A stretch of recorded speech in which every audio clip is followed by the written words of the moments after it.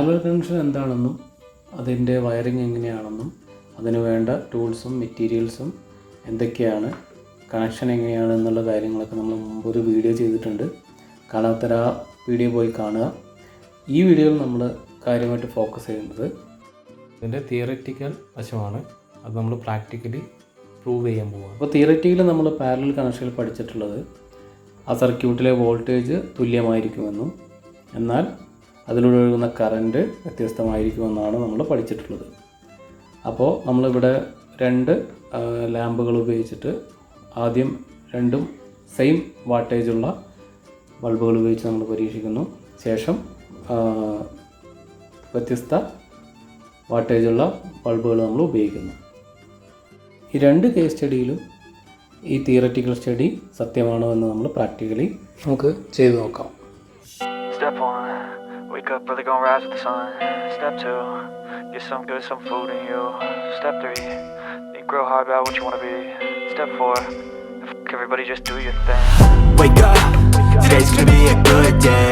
Wake up, today's gonna be a good day. Wake up, today's gonna be a good day. Wake up, today's gonna be a good day. Wake up, today's gonna be a good day. Wake up, today's gonna be a good day. Wake up, today's gonna be a good day. Wake up, today's gonna be a good day. Yo, set your affirmations, ask for. അപ്പോൾ സർക്യൂട്ടിലെ ഈ red wire എന്ന് പറയുന്നത് ഫേസാണ്. ആ face ആദ്യം lamp 1ലേക്ക് പോകുന്നു. അവിടെ നിന്ന് അതേ ടെർമിനലിൽ നിന്ന് ലാമ്പ് 2ൻ്റെ ഒരു ടെർമിനലിലേക്ക് പോകുന്നു. അപ്പോൾ 2 ലാമ്പിന് നമുക്ക് എന്ത് കിട്ടുന്നു? ഫേസ് ലഭിക്കുന്നു. ഒപ്പം തന്നെ ബ്ലാക്ക് വയർ എന്ന് പറയുന്നത് ന്യൂട്രൽ വയറാണ്. അതും ഇതുപോലെ തന്നെ 2 ലാമ്പുകളുടെയും ഓരോ ടെർമിനലിലേക്ക് നേരിട്ട് നൽകുന്നു.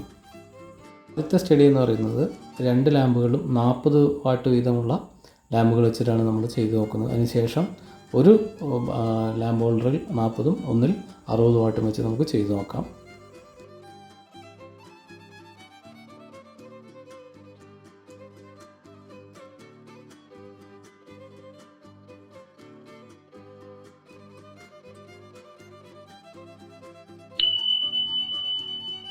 ഇപ്പോൾ നമുക്ക് കാണാവുന്ന 2ഉം ബ്രൈറ്റായിട്ട് തന്നെ കത്തുന്നു. അതിന് കാരണം എന്ന് പറയുന്നത് 2 ബൾബുകൾക്കും അതിന് റേറ്റ് ചെയ്ത വോൾട്ടേജ് നേരിട്ട് ലഭിച്ചുകൊണ്ട് അതിന് എത്രയാണോ അതിൻ്റെ പവർ, ആ പവറിനനുസരിച്ച് അത് പ്രകാശിക്കുന്നു.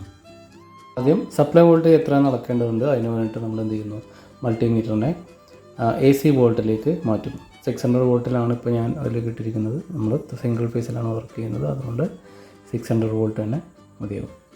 3 ഫേസും ഇത് തന്നെ നമുക്ക് ചെക്ക് ചെയ്യാവുന്നതാണ്. നമ്മൾ ആദ്യം ചെയ്യേണ്ടത് സപ്ലൈ വോൾട്ടേജ് എത്രയാണ്, ഈ സർക്യൂട്ടിന് എത്രയാണ് സപ്ലൈ വോൾട്ടേജ് ലഭിക്കുന്നത് എന്നുള്ളതാണ്. അപ്പോൾ പ്രസൻ്റ്ലി നമ്മൾ ചെക്ക് ചെയ്യുന്ന സമയത്ത് ഇവിടെ നമുക്ക് ലഭിക്കുന്നത് 215 to 213 വോൾട്ട് 213 വോൾട്ട് നമുക്കിവിടെ ലഭിക്കുന്നു. അടുത്തതായി ഓരോ ലാമ്പിനും എത്ര വീതം വോൾട്ടേജ് ലഭിക്കുന്നു എന്നുള്ളതാണ് നമ്മൾ നോക്കാൻ വന്നത്. പാരലൽ കണക്ഷൻ നമ്മൾ പഠിച്ചിട്ടുള്ളത് ഓരോ ലാമ്പിനും എത്രയാണോ സപ്ലൈ വോൾട്ടേജ് അത് 2നും അത് തന്നെ ലഭിക്കുന്നു എന്നുള്ളതാണ്. അപ്പോൾ നമുക്കിവിടെ ചെക്ക് ചെയ്ത് നോക്കാം.